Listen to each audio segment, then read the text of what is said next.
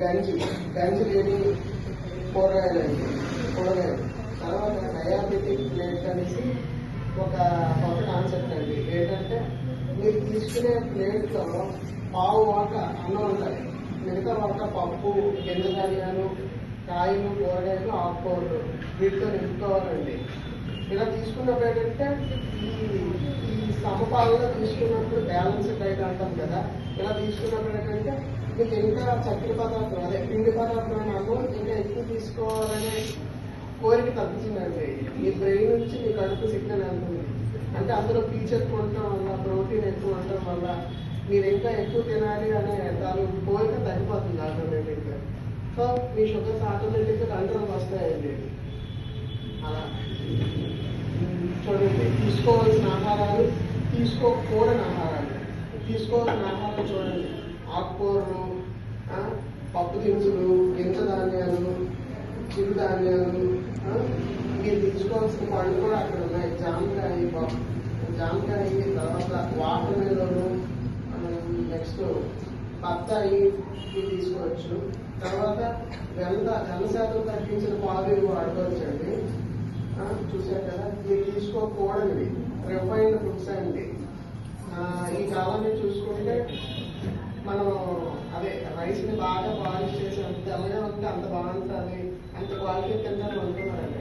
యాక్చువల్గా ఏంటంటే మీరు తినే దాంట్లో పీచు పదార్థం తగ్గిపోతుందండి. దాంట్లో ఏమవుతుందంటే ఈ పీచు పదార్థం తగ్గిపోవడం వల్ల మీ పేరు నుంచి మీ బ్లడ్ చక్కెర స్థాయి తొందరగా పెంచుతాయండి. సో అదొక సమస్య వస్తుంది. మామూలుగా మన శరీరంలో ఏమంటే మనం ఎక్కువ పీచు పదార్థం తీసుకున్నప్పుడు అది మన పేగుల్లోకి వెళ్ళి ఒక పేస్ట్ లా తయారవ్వాలి. అది మన పేగులు ధైర్యంగా ఉన్నప్పుడు ఏంటంటే ఆ పీచు పదార్థం అందులో ఇప్పుడు అందులో బియ్యం ఉంది అనుకోండి, దానిపైన మన పాలిష్ పట్టకుండా దంపుడు బియ్యం తీసుకున్నాం, అందులో పీచు ఉంది. అది తొందరగా దాంట్లో ఉన్న పిండి పదార్థాన్ని రక్తంలోకి వెళ్ళవు, త్వరగా రక్త ప్రవాహంలో చక్కెర వెళ్ళవు. సో అది దానివల్ల అడ్వాంటేజ్.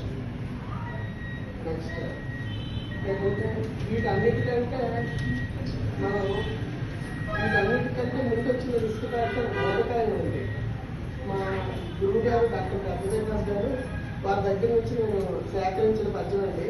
రచన దర్శకత్వం వాడారు. కేవలం దస్తూరి నాదండి.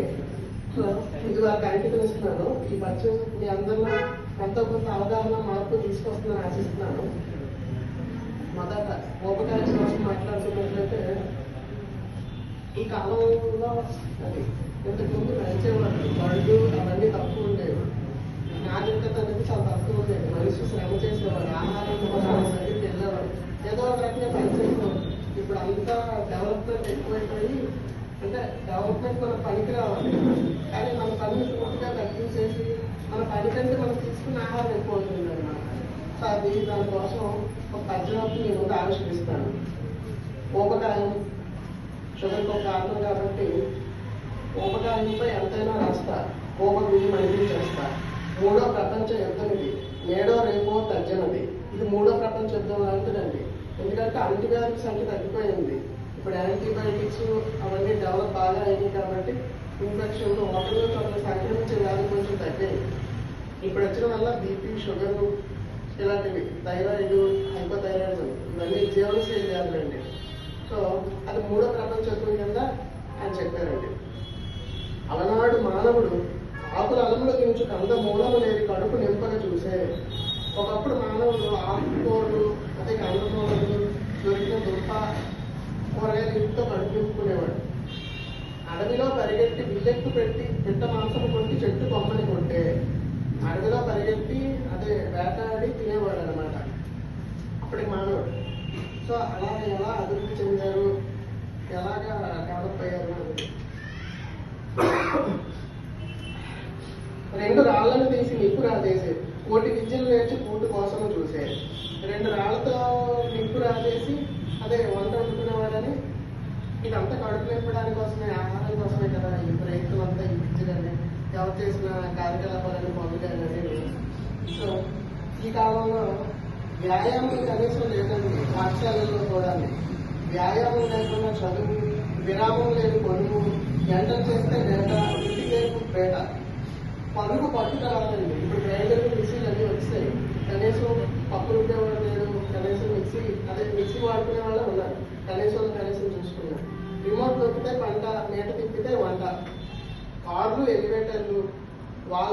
కాల్ సెంటర్లు, నడిచే మనిషి కరువు అయ్యాడు, పుడుతూ పొడలికి బరువు అయ్యాడండి. మరి మీకు ఇందాక చెప్పాను, మీరు తీసుకున్న ఆహారం మీరు చేసే పని కంటే ఎక్కువ ఉంటాయి. అన్నం అధికమైన అది నిన్ను చంపు, అన్నాడు వేమన్న నాకెంత ఇంపు. అయితే ఈ ఊబకాయం అలాగే వచ్చేసి ఏమవుతుందంటే గుండెకి జబ్బు, మెదడికి మబ్బు, కీళ్లకి రోగం, ఊపిరితో రాగం, రక్తపోటు ఎక్కువ, చక్కెర వ్యాధికి మక్కువ, లివర్లో కొవ్వు, క్యాన్సర్తో నవ్వు, ఎక్కువగా గురక, పక్కవాడికే ఎరుక, ఊబకాయంతో ప్రాణం, పోరుగాలిలో దీపం. ఒక పూట తింటే యోగి అంటే పూర్వకాలంలో యోగులు ఒకేసారి తినేవారండి. ఇప్పుడు అలా తిని ఉంటారు అనుకోండి. రెండో పూట తినేవాడు భోగి, ముప్పొద్దులా తింటే రోగి, ఆలోచించి కాస్తే బాగి.